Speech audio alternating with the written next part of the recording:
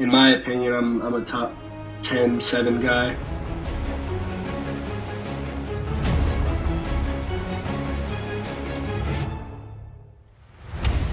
Mike Schmitz of ESPN. We're here with Arizona guard Nico Mannion. I just wanted to start this off with some clips of you like really getting downhill and attacking in transition, because I think that's when you're at your best. How did you try to find that balance between, okay, I want to get everybody off and kind of play a certain style, but also being yourself? Right. I mean, I think there's a fine line, especially for point guards, of when to be aggressive and when not to be aggressive. But I think to be a great point guard, I think you have to pretty much always be aggressive, but kind of understand your spots. So, yeah, and I think your game is really built for the NBA just because it's a very up and down league, pick and roll heavy. You're going to have space and shooters around you, and it's very instinctual and read and react. And so I think we're going to see more and more of your game coming out. But these two clips I just love, and some of them, they're both early in the season, but just aggressive changing ends. You see a small guard is trying to pick you up, you in and out him and just get right to the front of the rim. And then here against Gonzaga, pretty similar. You're pushing aggressively, and I like how you don't shy away from contact here. I mean, you have the athleticism, the body control to get into these shot blockers and finish like that. And so I think that's the best version of you in the open court, whether it's, hit aheads for other guys or going to get your own. And I really believe we're going to see more and more of that from you at the next level. Now, most of this is going to be ball screen stuff, okay? And that, I think that's your strength is, playing in pick and roll. Steve Nash, we're going to pull a lot of Steve Nash clips. He's a guy I watched a ton, growing up, and I know, you spent a lot of time, obviously, in Phoenix. What do you think of, what do you try to take from his game? Just bits and pieces of his craftiness, I'd say. He's just so cerebral when he plays, and he can pretty much do anything on the floor. If he wants to get a shot off, he can. Being a small guard, which is really impressive. And I mean, when he gets in the paint, the ball just seems like it's always a part of him. He can kind of get to wherever he needs to get on the floor. And kind of like his sneak finishes, like he'll just keep his dribble alive around the baseline and just flip up little reverses and stuff like that. Bits and pieces like that is what I'm trying to learn, is how to get in the paint, keep my dribble, make reads, and then be able to score and pass out of those. Yeah, we'll get into kind of some of the Gretzky stuff a little bit later. He's great there, but and I know you're Nico Mannion and you're your own player, and you probably have a little more pop than Steve Nash as a leaper, I would say. But I think he's a really good prototype for all young guards, especially ones who aren't 6'6" with a 7-foot wingspan, because one of the most skilled of all time. So he was really good at rejecting ball screens too. And here you can see Channing's coming. I think that's Chris Paul who kind of tries to jump it, and just look at the handle and ball control here. I mean, he is an absolute wizard, man. So, stay in the gym. That'll be you at some point. But 100%. You do reject, right? And you get nothing out of it. What's your read here then? Like this one, just come back. Like if you reject and there's nothing there, you can almost use it as a setup for the ball screen, just to get your guy a little bit lower and use the ball screen even better. And that's what the best guards do, right? Is they bring their guy lower, they get into his body, and they really force him, to get hit on the screen. And then, okay, now you're playing basketball, and there's just a basic little pocket pass off the live dribble. That's really good. I do think there are some times when you can come off a little bit tighter. Has that been an emphasis for you? And is there anyone you're studying? Definitely. I mean, all the good guards are good at it. Yeah. But yeah, we've been working on that, and it's hard to replicate that with just cones and pop-up defenders and stuff like that. So it's kind of something you gotta evolve in practice and in games. But that's definitely a point of emphasis for us. Just trying to touch my shoulder to whatever I'm using as the screen, the pop-up defender, or coach, or whatever it is. Trying to hit my shoulder on their hip or even lower and use them as a screen. Yeah, we've seen you really do that effectively, and then I think just times like this is a good example of just too much space, Right. Too much space between you and Tiger and Zeke. And so I think if you're able to get into his body, get a little bit lower, because if you watch the best guards, like watch Chris Paul, right? He's almost playing in slow motion, Right. It's like he's playing a different game, and it's all angles, it's all timing. Like I said, Chris Paul just does a great job. He's a master. Just kind of setting these up, you know what I mean? And then DiVincenzo gets hit, and then he kills that mid-range spot. Mid-range, yep. Anyone else you've been watching to just take little things from? I know you and Vaughn have been, grinding film since you were a little kid almost. But. Yeah, recently it's been a lot of, we just Vaughn will just send it to me, or I'll get to the gym early and we'll watch it together. But it's really like any guard in the NBA. We started with Fred VanVleet, Kyle Lowry. Mm-hmm. Today was a lot of Steve Nash. We've seen some De'Aaron Fox. Like, it's just we're just going team by team and seeing their guards, because they're all pros, they're all NBA guys. They all have bits and pieces that someone could look at and like and pull from their game. Yeah, for sure. No question. And here you can see you using the screen a little bit better, more patient, much closer. And even though he's still able to get through, you can see just he's on your hip, and you're able to at least get almost a piece of the paint, and then that's just a ridiculous touch shot. Okay, so we're talking about rejecting screens. We're talking about using screens. Now, I think the key in general is just to make these guys pay for going under. How do you feel you did in that regard this season? I think I kept people honest. Yep. I don't think I shot it as well as I could have or should have. But I think I kept people honest, because I'm not afraid to shoot it. And I'm a confident shooter, so I know those shots should be falling, should be going in. And when they do go in, it just makes it much harder for the defense. And even if you're shooting them, they know you can shoot it. Mm-hmm. If someone's coming off shooting that confident, then you're gonna have to play them. Yeah, and I think you showed that time and time again. You can see NBA range there, no problem. You have very simple mechanics. And I love how low you come off here. This is great.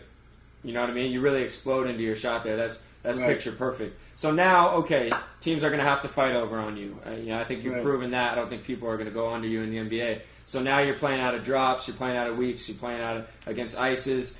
So what's your first read as you come off? I know they're kind of scrambled semi-transition here. But what are you looking at as a scorer? As a scorer, this one looked like, to me, he was going to go under. And even if he gets over, I think Stone set a really good screen. Yep. And I had enough room to shoot it. And I think that was a situational shot kind of too. Yep. Minute and a half, down 3. And if I feel like I'm a good shooter, so if I get an open look from 3, I'm going to shoot it. Now it's about being able to kill these mid-range spots, right? Right. What do you see? I like how you use this, by the way. He's stuck. What do you see on your shot here? I kind of flicked it. I didn't really hold it. Hand didn't really get all the way down. Landing wasn't great. Yeah, just stepping into it with confidence, right, and not feeling like you're guiding it, I think, is the big thing. But and coming off low and exploding into your shot like we saw before. Because look at Chris Paul here. He's a monster in this. Look how much ground he covers. Look how low he is. He's really, really good in these situations. And then Steve Nash going left, going right, doesn't matter. Just explodes into a shot, finishes it all the time. And I love this, okay? Have you studied this at all, like getting into guys' bodies? Yep. We've been working on, actually today we watched a lot of the Steve Nash stuff where he kind of gets in the paint and he's going at the big, puts his shoulder down and kind of takes extra dribble and just shoots a little fadeaways or runners, whatever you want to call them, right in the middle of the paint. Yeah, I think you can limit those areas. Yeah. And then here you can see this is what you look like when you're really shooting the ball well, right? Right. Yeah, everything's in rhythm. It's a good pound dribble on the pickup, and I feel like I shoot the ball really well from mid range. So if I can get to a spot, raise up, or get an open look, that's a good shot for me. Yeah, and look how low you are, Yep. And just shifty, efficient with your dribble, great balance. That's a perfect shot. So now, okay, so if they're fighting over you, right? What are your ways to score? You got the mid range, and then you got the float game. Oh, yeah, floater, yeah. And that's your bread and butter, right? That's one of my favorite shots.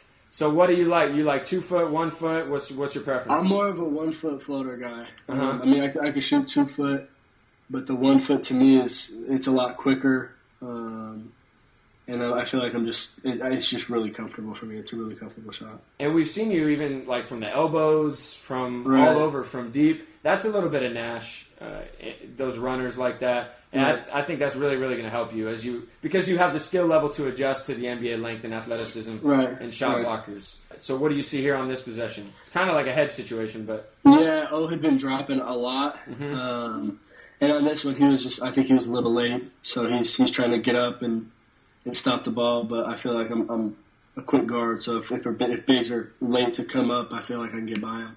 That's kind of just what I did. I kind of split it. Yeah, you're really instinctual with that. And again, we've seen that from a lot of the best guards. Nash's flexibility is, second to none. Just all the prep work he did with his hips and his joints and his hamstrings, made him so effective in those situations. So now we talked about scoring out of those.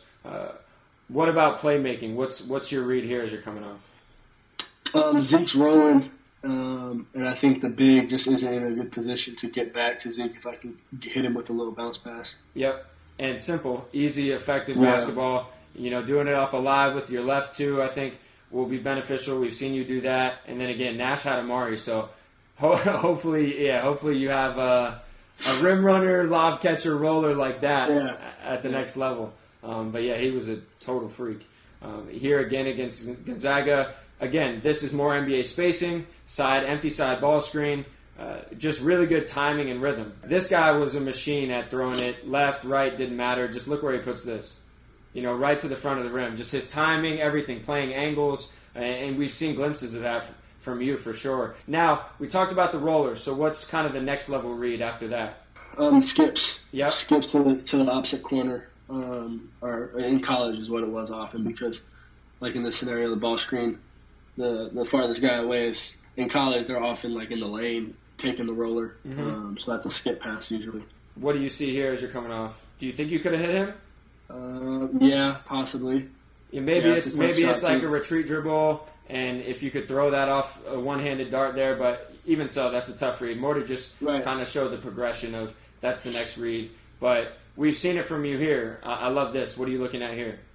The tag. So a guy number 11, he's tagging Chase. Yep. On the roll, he kind of just gets too deep, and Josh gets to catch shoot. Yeah, really good timing on that too. Well-timed, precise. Now, one thing you do really well, again, you're not going to see as many like hard hedges in the NBA, but you do a really good job of dragging out the big. What do I mean by that? I'm just coming off, especially with a shooter. If they're running a pick and pop, being able to come off and take the big as far as you can, and still be able to get your own big a shot, dragging the big so your guy has more time to get a shot off. And this is perfect. I love this. What are you looking at here? You're kind of manipulating the weak side with your eyes a little bit. Yeah, I was looking to see if number 5 was going to come up to Stone or stay with Josh. So I was kind of reading him. Everyone else kind of set. Christian's being fronted. Dylan's got Peyton on him. Stone and Josh. It's really a 2-on-1 over there. So I was just reading him to see if he was going to take Stone or Josh. And I love how you keep your dribble here. You don't kill it, so that allows you to kind of sneak this through, right? And again, like Nash, you're playing angles, delivering the ball really, really well timed. That's a great pass. And then here again. Yeah, so this is a set play. Dylan's a shooter. He's running corner. So it's kind of I'm just reading Jalen Hill, number 5, really. If he's in the lane, I'm throwing a skip to the corner. And if he's outside the lane, I can get it to Zeke for a dunk. And then here against UCLA, kind of semi-transition. Again, they're a little bit junked up. What are you looking at here as you come off? I think I kind of dragged Jalen Hill a little bit. He stayed. I mean, I didn't really use the screen. Yep. So there was no need for him to hedge. Yep. He ended up hedging, and it kind of just puts their defense in a tough position. Yeah, and like we've talked about, being able to make that pass off the dribble with either hand, even though that's a bad defensive possession by them, but still, that's great. Being able to do that. Right. Now, teams didn't ice you guys that much. You don't see that as much in college. But what are the keys to being really good against that type of defense? Against the ice, I think it's pretty much the same thing, being able to drag the big out or go by him, or being able to snake it and get it to the middle of the paint. And then once you're in the middle of the paint, you have every option. Yeah, that's spot on, I would say. And here, Killian Tilly is a little bit upright. You beat him off the bounce. That's a great pass. Really, really good basketball. Here's side ball screen, and this is perfect, snaking it, right? Getting back to the middle. And now it's about, just being able to make a play. Yep. I don't know. What are your options here? What do you see? I was going to throw a lob to Ira. It just wasn't on target. Yeah. But again, I mean, you've shown that you have the footwork to do that, the wherewithal to do it. And Chris Paul, I think, is maybe the best ever at doing this. What do you kind of see that stands out here? The ice, obviously the snake. Yeah, he's just clips his man off really well, shoulder to shoulder. Yeah, he just does a great job of making guys run into screens, getting to those mid-range spots. He's really, really comfortable in those spots. And then Nash, obviously, too, really, really good. Even if Robin Lopez is rolling, he doesn't really care. He gets to his spot anyway. And then one little trick I love off of this, right? So if they don't allow you to get back there, kind of to the middle of the floor, watch what he does here. Just use his body. Yep. You work on that as well? Yeah, that's the thing for me, is being able to just slow down and ball screens. Mm-hmm. And I mean, this is like the perfect example. Just slow down. He's got him on his back, and then create space and raise up. Yeah, because I think with your ability to shoot off the dribble and your touch and your IQ, that's going to become more and more a part of your game. As you continue going. And here's the thing I think people forget about Steve Nash is he had 4 years in college, and he didn't really become Steve Nash until like his 6th year in the NBA. Right. It really took him time, and that's 8, 9, 10 years of basketball before he really clicked. So it depends on situation, and everyone's at their own development curve. But again, I think you've shown great promise in all these type of situations. So you guys been working on some corner action stuff? Yeah, kind of just some pistol stuff, getting catches. Yep. Kind of below the break of the NBA line, and attacking downhill from there, getting to the rim, and like what's on the screen right now, the Gretzky. We've been working on that quite a bit. Yeah, and I think this is a key for some of the best point guards we've seen. Steve Nash, Chris Paul, Ricky Rubio. All these guys are really, really good in these situations. You had a few against Gonzaga where I thought maybe you had the opportunity to do that. What do you see here? I think I honestly could have tried to finish it. Yeah. And just go up. Yeah, just go up, and obviously the Gretzky, keep my dribble a little bit, just kind of circle around. You make the pass, and you get off of it anyway. But yeah, I think that's right. Maybe it's going up, maybe it's using the rim to kind of buy you some extra time, being crafty there. But again, I think you're going to continue to kind of add these aspects to your game, especially because you've been working on them. I love this. This is on our film today. Yeah? What do you like about this? Just the way he gets by. Is it Dwight Howard? Yep. Yeah, he gets by him, and he knows Dwight Howard's a shot blocker. He kind of just takes his space away, doesn't even let him get off the ground. Yeah, just completely neutralizes him. Yeah, just slows down, steps into his body, and Dwight can't jump if he takes away his legs. Yeah, and that's the thing about, I think for young players watching too, right? It's not always being about the guy with the 50-inch vert or that makes you such an effective finisher. I mean, look at Steve Nash. He's not some physically imposing dude, but he can really, really finish. He can really play. And then here again against the Spurs, just keeping his dribble, Yep, simple. Just getting wherever he wants. Okay, so we did the pick and roll stuff. Now a little bit on the isolation. Where do you think you're at right now? If like a big is switched on to you, or in these kind of you got to go get a bucket situations? If it's a big, I feel like I'm comfortable going downhill. My handle's tight enough to, and I'm quick enough to get by guys. I feel like that's whether it's a big or a guard. Yeah, no, I would agree, and I think a big part of your setup is playing off of these heazies. Right. Has that always been a big part of your game? Kind of. I mean, me and Vaughn worked on it a lot ever since I was young. Mm-hmm. So I think it's kind of just started to be incorporated into my game just from working on it so often. Yeah, you can see your rhythm here. What's the key to feeling comfortable here? Like you said, just rhythm. Having a good pickup, like a clean pickup on the bounce, and just rocking into it. Because I feel like if I can get it up, if I can get my shot up, I feel like I'm a really good shooter. Yeah, for sure. And then that opens up so much, right? Because now they have to respect that. Hezzy. Yep, gone. What's the key to the hezzy? I wouldn't say that was a good one right there. I mean, I got by him, but yep. I think I could have sold it a little more. It's kind of just being able to slow down, put your eyes on the rim, bring your hand to the ball, kind of dip a little bit like you're going to gather and shoot it. Yeah, and I think there were times, too, when you could have let it fly, right? Yeah. What do you see here? I probably could have shot that one there. Yeah, just feeling, off the hezzy. Yeah, right. Off the hezzy, right? With the right. Do you feel more comfortable with the left or right, or it doesn't matter? I'd say I'm just a little bit more comfortable with the left. Yeah. But I can do it both ways. Yeah, and again, I mean, he was really, really good at this. You can see just his rhythm. He rocked people to sleep, and just obviously a tremendous shooter. One thing I like that he did a lot also is, so it wasn't always, I'm going to hang and go. Sometimes for him it was, I'm going to hang and then like speed dribble into a hard pull-up. Yep. So watch this. You know what I mean? So he kind of sells the drive. Condensed steps, too. Yeah, exactly. He doesn't cover a ton of space. Just goes hard to get the guy leaning and pulls up. Yeah, really good. And then again, we've seen glimpses of it from you, though. Shot making, right. With the right, with the left.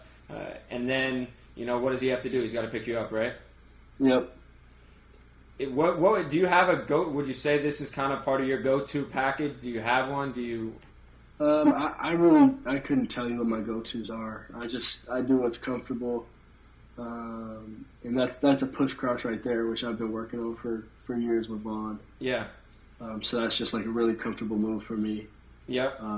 But I wouldn't say I have a specific package. I'm kind of trying to work on everything and get comfortable with everything. So I'm ready to use anything I need to when the time comes. Yeah, and I think so many of the best ball handlers, it's about your footwork, obviously, but it's about being able to play slow to fast, high to low, and kind of relax and contract your muscles, right? And I think that's what you're really good at. So to create space, what are the best ways you generally create space? Step backs and pullbacks, or like you said, going hard to a spot and raising up. I'd say those are probably my best ones. Yeah, I'd say you had some good moments just with these step backs going to your left. I think you look more comfortable doing that. I love this possession. You kind of brush him off you and then just create space. Showing the footwork there to be able to do that. Now I think having a counter off of that is going to be helpful, right? Yep. You remember this play? I do. What do you think about this? I think I could have shot the first one Yep. off the step back. I think I had enough space and to be able to raise up. I don't know why I pump faked that one. So, because it's tough to, a lot of the best guards, you'll see that step back, but then they're still able to keep their handle and kind of explode. It's tough on the pickup, though, because if you want to shoot that, you kind of got to pick it up, right?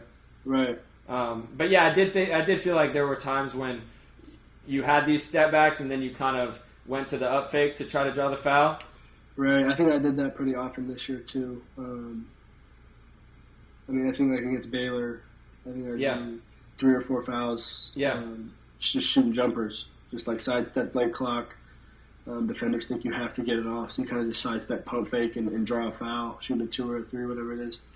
So I think I might have resorted to that every once in a while, just out of habit. Yeah. But yeah, I agree with you. Yeah, and you've drawn a lot of, even at the Hoop Summit game, you drew a ton of fouls, I remember, at that game. But yeah, Dame is really good at that, right? So it's not exact, but if he's going to create space, he's going to keep his dribble, and then he's going to be able to re-attack. You can kind of see here, not really a step back, but he slow you down, and then he'll re-attack and kind of keep that live dribble. I think he's one of the best at creating space. Right. What do you see here as you're playing? I was just going hard. I could feel him kind of on my shoulder.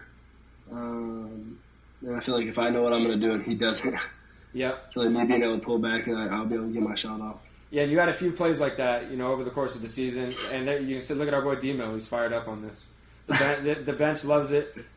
Now, again, this is going to be a big part of your game, is just being able to make shots off the dribble, like I said. And so we've seen you do it in a variety of different settings. And I think in ball screens, with shooting around you and in up-tempo, we're going to start to see a little bit more of that swagger that we saw in all those different settings and at times, at Arizona. So do you care where you're drafted? Where do you see yourself amongst this whole group, I guess? Yeah. In my opinion, I think everyone should feel this way. But in my opinion, I'm a top 10, 7 guy. I think I have a good profile with my international stuff, the Hoop Summit stuff, being a McDonald's All-American. But like I said, I feel like I'm a top 10, top 7 guy, and I'm not really worried about being a top 10, top 15, whatever it is. I'm just worried about getting to the right city, having the right fit, and being able to make an immediate impact. Yeah, I think that's the right approach to have, and like I said before, I think, your game is tailor-made for the NBA, and it's been cool to see your progression, over the years from your days early on at Pinnacle and then playing with the Italian national team at the under-16s. You were a stud there with Killian Hayes and Maladone and Avdia, and these are all guys who are in the lottery of this draft. So, you've clearly proved that you belong, and we'll be continuing to watch your progression and your growth. So I appreciate the time, Nico, and best of luck the rest of the way. For sure. I appreciate it. Thank you. Thanks for watching ESPN on YouTube. For live streaming, sports, and premium content, subscribe to ESPN+.